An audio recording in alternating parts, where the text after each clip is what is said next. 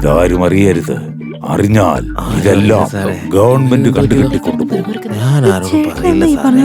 ഈ കാണുന്ന സ്വർണം മുഴുവൻ ഒരുക്കി അതിൽ നിന്ന് കിട്ടുന്ന ലാഭം എടുത്ത് റിയൽ എസ്റ്റേറ്റിലേക്ക് ഇട്ട് വീണ്ടും അതിൽ നിന്ന് കാശുണ്ടാക്കി അത് വെച്ച് പടവും പിടിച്ച് സിനിമാ ലോകത്തൊരു മുഖ്യമന്ത്രി ആവും സാറേ ഞാൻ.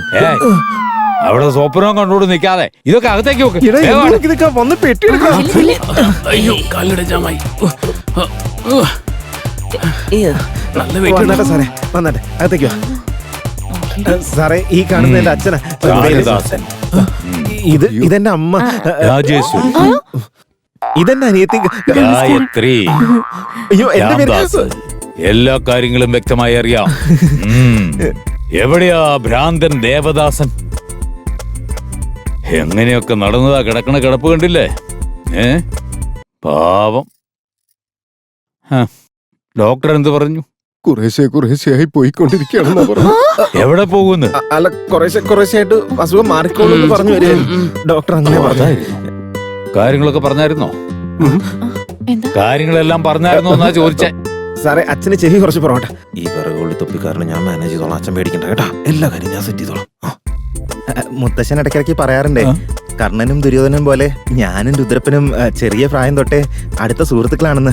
കാര്യം പറഞ്ഞിട്ട് രുദ്രപ്പ എന്ന് 3 പ്രാവശ്യം നിലവിളിച്ചിട്ട് കിടന്നുറങ്ങിയതാ. സമയം കാണിക്കുന്ന ഈ ഘടികാരത്തിന് പോലും ചിലപ്പോ സമയം തെറ്റിപ്പോകാറുണ്ട്.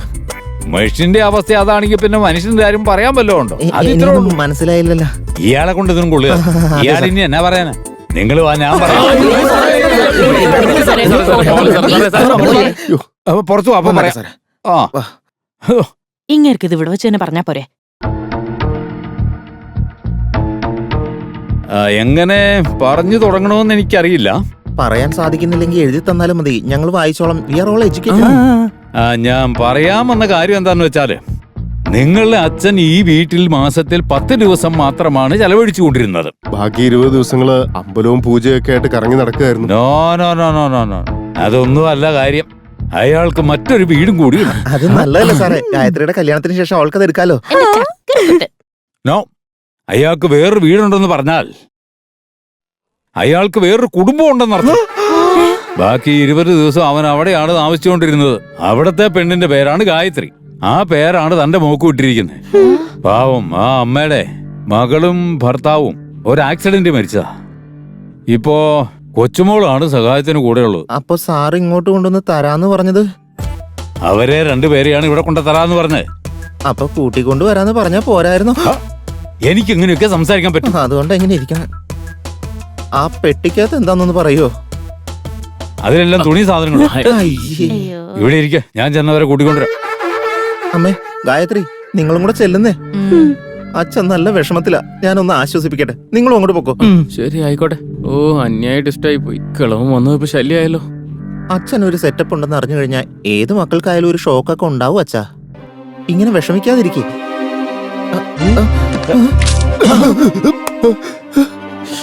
ഇവിടെ ഇരുന്ന് കിറുക്കൻ അവിടെ പോയി. പോയി അവരെ കൂട്ടിക്കൊണ്ടുവരാൻ പോയിരിക്കുക.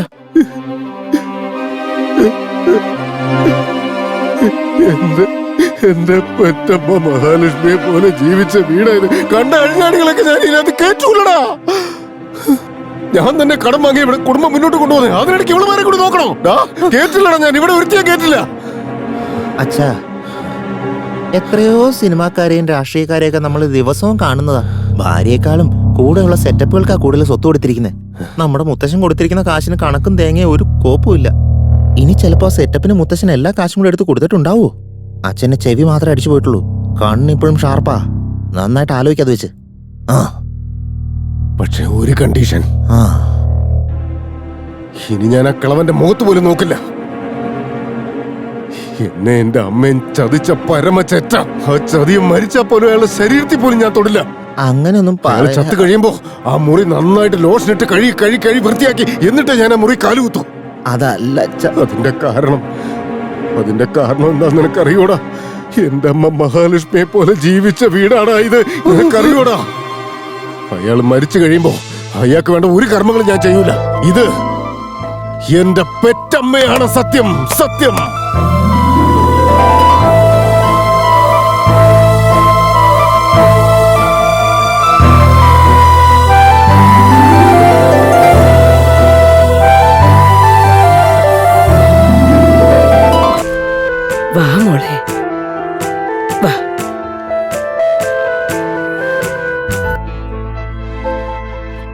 ഞാൻ ചാവണം. ഈ വീട്ടിൽ കയറ്റില്ല ഞാൻ. അവരെ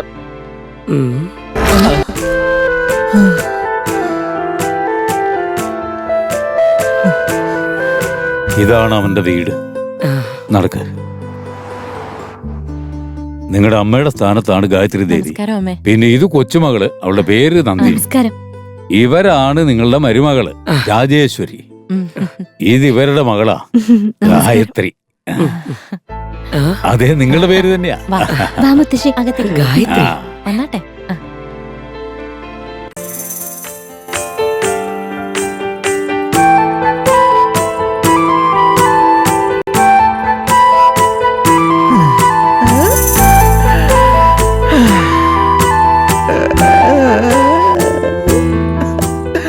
ആ മോളെ ഗായത്രി, ഞാന് സിംഗപ്പൂര് പോയിട്ട് തിരിച്ചു വരുമ്പോ ഇനി കാണാൻ കേട്ടോ.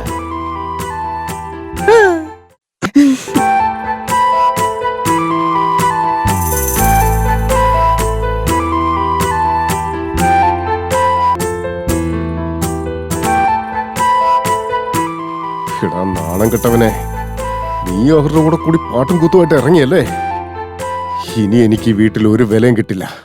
അവന്റെ മുത്തശ്ശന്റെ കുണം തന്നെ അവനും കിട്ടി. നോക്കട്ടെ എവിടം വരെ പോകും നോക്കാം.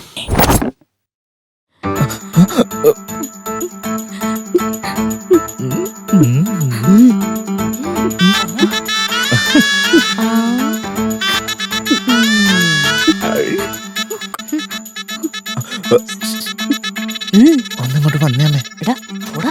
എന്നൊന്ന് പരിചയപ്പെടുത്തു. ഓ, നിക്ക്, പരിചയപ്പെടുത്താം. അമ്മേ, ഇവനാണ് എന്റെ മൂത്ത മോൻ. പേര് ആശീർവദിക്കുന്ന മുത്തശ്ശി.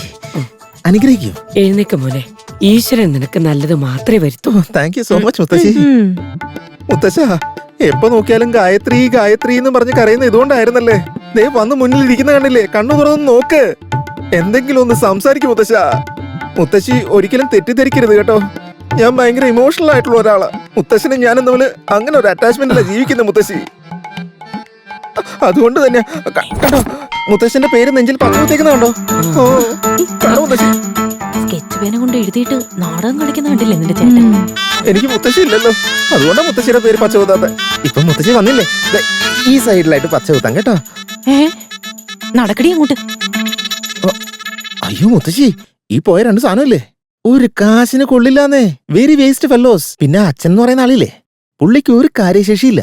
കോടതി പോയിട്ട് ഗോവിന്ദ ഗോവിന്ദ ഗോവിന്ദ എന്ന് 3 പ്രാവശ്യം വിളിക്കുന്നല്ലാതെ വേറെ ഒരു പണിക്കോ അയാളെ കൊള്ളില്ല. ഇപ്പൊ ഏതായാലും മുത്തശ്ശി വന്നല്ലോ, എനിക്ക് 100 ആനകളുടെ ശക്തി കിട്ടിയ പോലെ തോന്നുക മുത്തശ്ശി. ഇനി ഈ വീട്ടിലെ എല്ലാ കാര്യങ്ങളും മുത്തശ്ശി വേണം നോക്കാൻ. മോൻ വിഷമിക്കണ്ട മോനെ. മുത്തശ്ശി ഇങ്ങോട്ട് എത്തിയില്ലേ, എല്ലാം നമുക്ക് ശരിയാക്കാം. താങ്ക്സ്.